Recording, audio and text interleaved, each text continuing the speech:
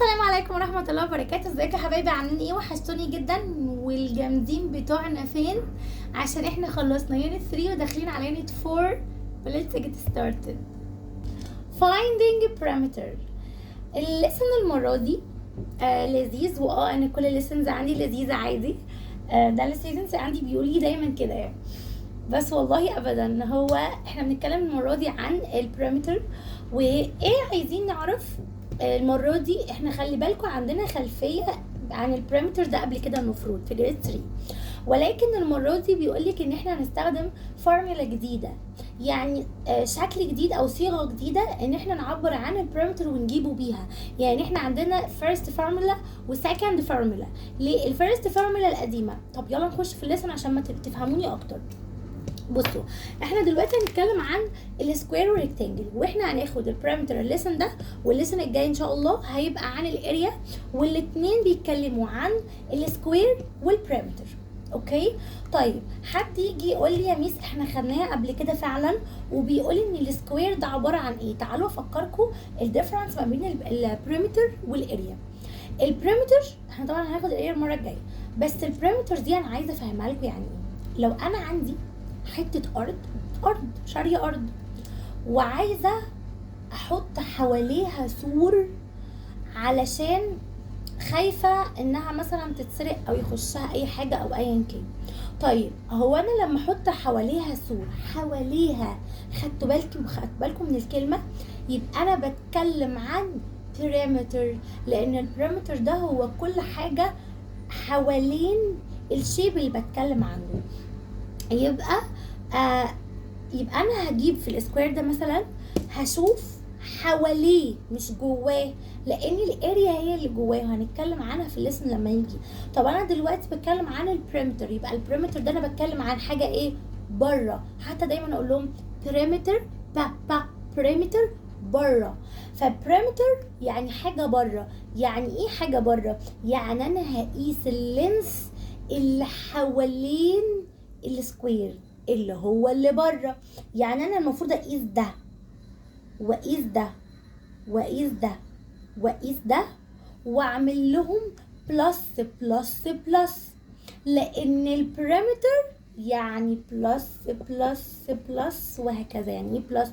يعني انا اجيب اللينس ده بلس اللينس ده بلس اللينس ده بلس اللينس ده، اجيب كله يعني واروح اعملهم بلس. اوكي، وفي الاريا برضو هقول لكم احنا بنستخدم ايه. يبقى البارامتر بلس بلس، تاني البارامتر بلس بلس. وافهموا كلمه بلس بلس دي، يعني انا هعمل اراوند الشيب يعني. طيب السكوير بقى، ولنفترض ان ده السكوير عشان الفور سايدز ايكوال. هو ايه الديفرنس ما بين السكوير والريكتانجل؟ السكوير الفور سايدز ايكوال، يعني كل السايدز قد بعض، ده قد ده قد ده قد ده. يعني مثلا لو قست بالرولر بتاعتي ولنفترض دي طلعت مثلا 2، ولنفترض يبقى دي كمان 2، يبقى دي كمان 2، يبقى دي كمان 2. بقى السكوير الفور سايدز ار ايكوال. طيب انا عشان اجيب البارامتر من غير رولز ولا من غير فورمولا ولا من غير اي حاجه، هعمل ايه في دول؟ مش انت يا ميس قلتي لي بلس بلس بلس؟ يبقى بكل هدوء هعمل 2 بلس 2 بلس 2 بلس 2 عشان اجيب كل لينس بتوع السايدز كلها واعمل لهم بلس. يبقى طلعوا كام؟ ولنفترض 2 to 4 و4 و4 8، يبقى طلعوا 8. طب احنا عايزين فورمولا. يعني ايه فورمولا؟ يعني عايزين رول نمشي عليها. اول ما تشوفي البارامتر للسكوير هتعملي كذا. ايه بقى الكذا دي؟ ان انا هعمل السايد بلس السايد بلس السايد بلس السايد. يبقى ليه قلنا عليه سايد؟ لان هم كلهم قد بعض، فهنقول عليهم سايد، مش هنفرق ما بينهم. طيب يبقى انا عملت لهم كلهم يبقى سايد بلس سايد بلس سايد بلس سايد. دي الفيرست فورمولا، دي الرول الاولانيه اللي احنا اصلا متفقين عليها من جريد 3. طيب ايه بقى السكند فورمولا اللي هي بتاعت الليسن بتاع النهارده الاهم اصلا؟ ان هو بيقول لك انت خلاص كبرت، انت بقيت طالب جميل قد الدنيا، بقيت في جريد 4، يبقى انت كل اللي عليك هتستخدم فورمولا جديده. هو السايد هنا ريبيتد كم مره؟ لو تاخدوا بالكم احنا اللي هنطلع الرول. السايد هنا repeated 4 times، يعني متكررة 4 مرات.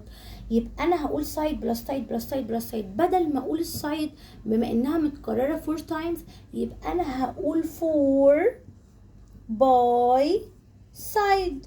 يبقى انا فهمت قلت له ايه؟ قلت له ان انا بقول له بدل ما السايد تكون ريبيتد 4 تايمز ما انا هعمل لها باي 4 وخلاص، ما هي الحاجه متكرره هي 4 مرات، يبقى 4 باي اس اللي هي 4 باي سايد. لو جينا طبقنا وقلنا طب تعالوا نشتغل كده، هتبقى 4 باي السايد هنا بكام؟ ب 2 سنتيمتر، يبقى 4 باي 2 هتبقى ايكوال كام؟ 8 برضو، نفس هنا الفورمولا الاولى. يبقى القانون اللي عندي اللي عايزاكم تحفظوه النهارده في السكوير هيكون 4 باي سايد. تاني 4 باي سايد. طب انا استخدم دي يا ميس ولا استخدم دي؟ لازم تكون عارف الاثنين، لان ايه الفرق ما بين دي وما بين دي؟ دي عسل جريد 3 ودي جريد 4، يبقى لازم تفهم الفرق. لان طب انا لو عايز في الامتحان احل بايه؟ لا احل باللي انت عاوزه، انا مش هشرط عليك. بس لو طلبت منك مثلا 2 ways تحل بيهم يبقى انا هحل بالطريقتين. طب لو جات لي في التشوز يبقى لازم تكون عارف دي وعارف دي، لان ممكن يجي لي دي ودي اكتر، لان دي بتاعت جريد 4 اصلا، فلازم تكون عارفها. طيب ندخل على بقى ريكتانجل، برضو نفس الكلام، احنا هنقول بنفس الشرح اللي احنا شرحناه. يا ميس ما تغيريش الكلام لو سمحتي، انت قلتي البريمتر يعني عباره عن السايد بلس السايد بلس السايد بلس السايد.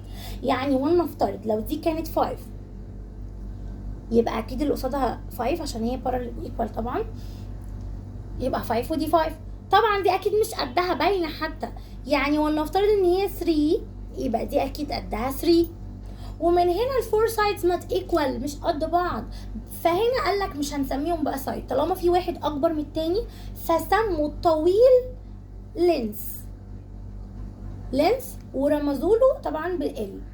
طب وسموا القصير ويدز، وطبعا بنقول عليه دبليو كده. يبقى انا عندي ال ودبليو عشان تكون فاهم يعني ايه، ده ابريفيشن لللينس وده ابريفيشن للايه للويدز. طيب يبقى انا هنا، طب انا اقولها ازاي؟ طب انا لو هحلها من غير ما اعرف الرول هقول لك بص تعالوا نحلها. 5 بلس 3 بلس 5 بلس 3 عين العقل صح؟ طيب يبقى نعمل لهم يلا بلس 5 بلس 3 ايكوال 8، وهنا 5 بلس 3 ايكوال 8، يبقى 8 و8 ايكوال 16. يبقى انا كده حليتها بالواي اللي انا عارفها من جريد 3. قلت لك لا استنوا هنحط رول الاول اللي انتوا عارفينها دي، اللي هي الفيرست فورمولا بتقول بدل ما نقول بقى سايد طبعا هنقول لينس، يبقى لينس بلس ويدز بلس لينس بلس ويدز. يعني انا لو عملت كده في الامتحان يا ميس ايه على ضمانتك؟ طبعا على ضمانتي، ده فيرست فورمولا اصلا، يعني هو اصلا ما انكرهاش لما جه في الليسن ده، ما قالكش انسى بقى كل اللي فات ويلا نحل بالجديد خالص، هو قالك فيرست فورمولا وفي فورمولا جديده عايزك تعرفها لان انت كبرت، بس الكلام كده. طيب هنا بقى ايه بقى الفورمولا الجديده؟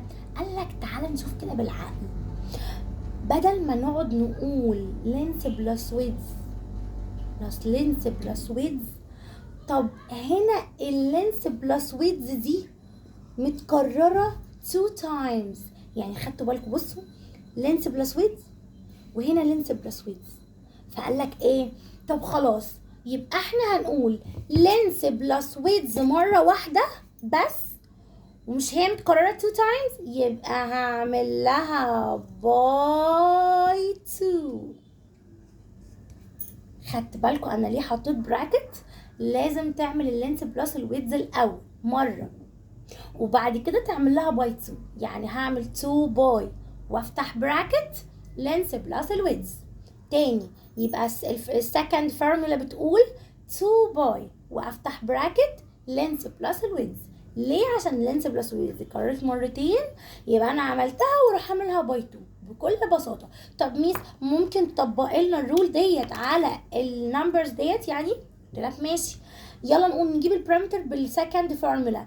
هقول 2 باي وافتح براكت اللينس هنا كام 5 والويدز هنا كام 3، يبقى 5 بلس 3.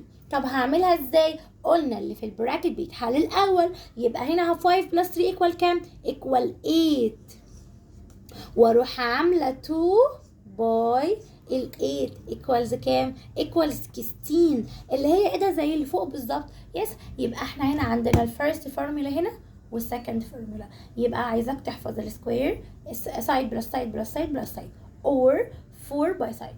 طب الريكتانجل لينس بلس ويدز بلس لينس بلس ويدز اور 2 باي وافتح براكت لينس بلس ويدز. ده كده الملخص بتاع الليسن كله. تعالوا بقى ناخد اسئله عليه. فور اكزامبل بيقول لي find the perimeter وجاب لي سكوير. حتى لو انتم مش عارفين ده سكوير، طبعا انتم المفروض تكونوا عارفينه بمجرد النظر. يعني هو السكوير هنا ايه؟ الفور سايدز ايكوال.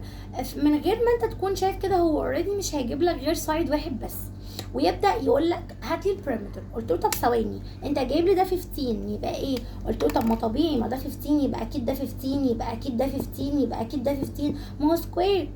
طيب هات لي، وبص ده سؤال، قال لي هاتي الفيرست فورمولا، قال لي السكند فورمولا. قلت له ماشي، يبقى انا الفورمولا الاولانيه. طب ميس اكتب الفورمولا، اكتب الرول نفسه ولا لا؟ والله از يو لايك. يعني انا دايما اقول كده، ايه عايز تاخد درجات زود، مش تخسر حاجه. يعني مثلا لو في تشوز اكتب كده بس 15 بلس 15 بلس 15 بلس 15.